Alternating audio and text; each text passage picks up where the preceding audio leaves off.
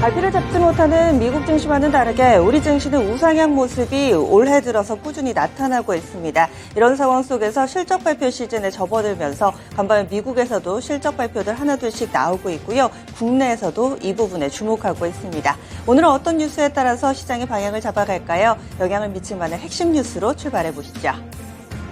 오늘 시장에서 봐야 될 5가지 핵심 뉴스 골라봤습니다. 첫 번째로는 이 실적 발표부터 출발하겠습니다. 어제 장 마치고 나서 포스코 홀딩스 실적을 내놨습니다. 최근 들어서 포스코 그룹 시장의 주인공이라고 해도 과언이 아닐 텐데요. 이번에 실적이 발표됐는데 사실 시장에서는 이 부분에 크게 주목하지 않았습니다. 왜냐하면 최근 들어서 이 포스코 그룹을 끌어올리는 기대감 요인 가운데 하나가 2차 전지 관련된 부분이고요. 하지만 아직까지 포스코 그룹 계열사 가운데서 뚜렷하게 2차 전지 관련해서 실적을 내놓는 곳은 포스코 퓨처엠밖에 없습니다. 간밤에 이 장 마치고 나서 나왔던 포스코 홀딩스의 실적 보겠습니다.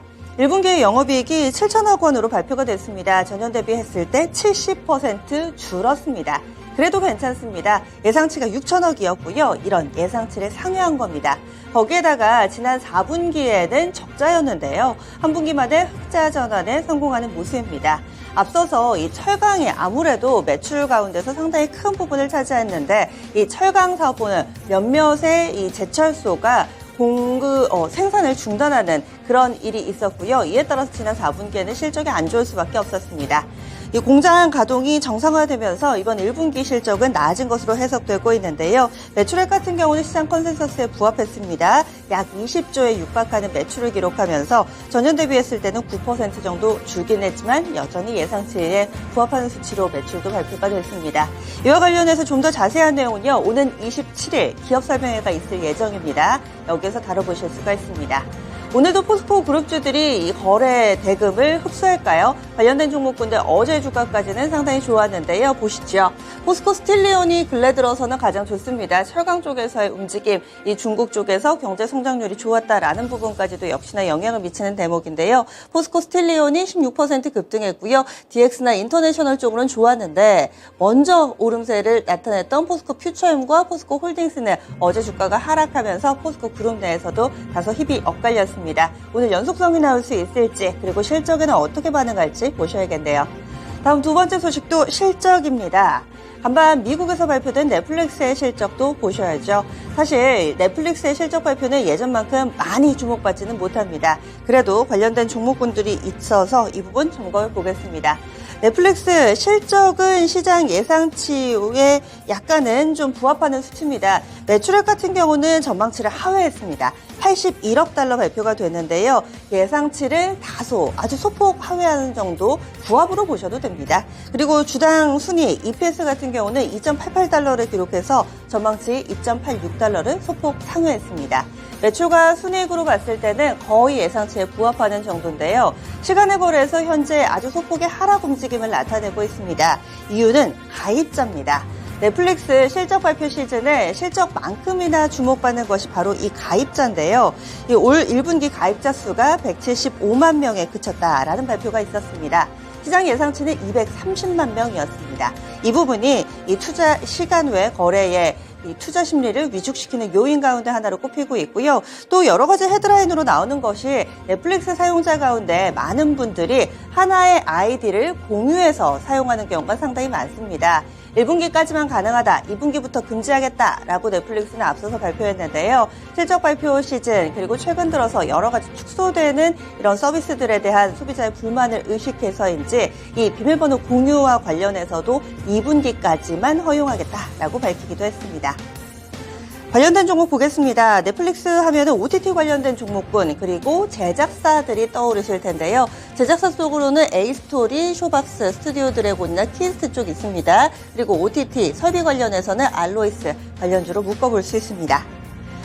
다음 소식입니다. 간밤에 미국 증시에서 힌트를 찾아보시죠. 뉴욕 증시 같은 경우는 다소 약세 움직임을 나타냈습니다. 거의 보합권으로 보셔도 되겠고요. 이 몇몇 종목군들이 영향을 받았습니다. 종목군 가운데서는 골드만삭스가 전체적으로 다른 은행주들은 양호했음에도 불구하고 이 종목만 약세 흐름을 보여줬는데 아무래도 실적 영향이 있었다라고 해석되고 있습니다. 뿐만 아니라 뉴욕 증시에서는 최근 들어서 이번 주에만 이 여는 관계자들 10명 이상이 이 동시다발적으로 발언을 내놓는 기간입니다. 5월 초에 있을 FOMC를 앞두고서 이 연준 관련 인사들의 발언에 상당히 무게가 실리고 있는데요. 간밤에는 제임스 블러드 세인트루이스 연은 총재가 이 금리를 꼭 올려야 된다라는 발언을 하면서 다소 투자 심리에 영향을 주기도 했습니다. 이어지는 소식입니다. 소부장 섹터에 호재가 될 만한 내용이 나왔습니다. 단독 보도여서 내용은 조금 더 체크 필요해 보이고요. 이번에 소부장 ETF 2종이 오는 25일에 출시된다, 상장한다라는 기사가 전해졌습니다. 운용사는 신한자산운용이고요. 반도체 소부장 그리고 2차전지 소부장 ETF 이렇게 각각 한 종씩 총 2종을 오는 25일에 국내 상장하기로 했습니다. 소부장 ETF는 국내에서는 처음입니다. 특히나 반도체와 2차전지 최근 들어서 시장에 큰 관심을 모으는 섹터이기 때문에 이번 ETF 상장에 더욱더 관심이 쏠리고 있습니다. 해당되는 종목입니다. 각각 20개 종목 정도씩 편입될 것으로 알려져 있는데요. 여기에 반도체 소부장에는 LX세미콘의 비중이 가장 높습니다. 이 부분이 다소 좀 눈길을 끌고요. 머니갈필스 그리고 한솔케미컬, 솔브레인, 한미반도체 등이 있습니다. 2차 전지 쪽에서는 에코프로가 가장 비중이 높습니다. 20% 육박하는 비중으로 실릴 예정이고요. 오히려 시가총액 사이즈가 큰 에코프로 BM은 비중이 13% 정도입니다. 이 밖에도 LNF나 포스코 퓨처엠, 포스코 홀딩스 등이 담길 예정입니다. 앞서서 지난해였죠. 로봇 ETF가 상장한다라는 소식이 나오고 나서 약 2주간 로봇 관련된 종목군들이 급등하는 모습을 보여주기도 했습니다. 상장 직전까지 모멘텀 살아있는 만큼 이 내용 오늘장에서 어떻게 반영될지 체크 필요해 보입니다. 마지막으로 히토류 관련 뉴스 보겠습니다. 최근 미국이 첨단 산업 공급망에서 중국을 배제하는 등 이런 여러 가지 행보 가운데 중국도 가만하지 않겠다라고 발표를 했었죠. 바로 지난달 말쯤에 이 히토류 자석의 제조 기술 수출 금지를 추진을 해왔습니다. 정정해서 말씀드리면 지난해 말부터입니다. 지난달 말부터는 아니고요. 중국이 계속해서 이런 행보를 보이는 가운데 국내에서도 독자적인 선순환 공급망이 필요하다라는 이 지적이 계속해서 나타났습니다. 이와 관련해서 정부가 그 첫걸음을 뗀 건데요. 선제적인 국제표준 품질 확보와 재활용 그 가이드라인을 만들겠다라고 이야기를 했습니다. 이 부분의 좀 더 구체적인 내용은 오는 2030년까지 표준물질 3개 종류를 도입하고 국제표준 8종 개발을 추진한다라고 밝혔습니다.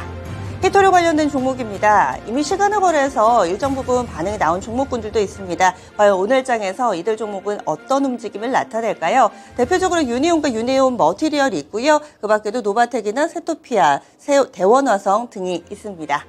이렇게 해서 오늘장에 영향을 미칠 만한 핵심 뉴스 살펴봤습니다. 오늘도 개장은 증권통입니다.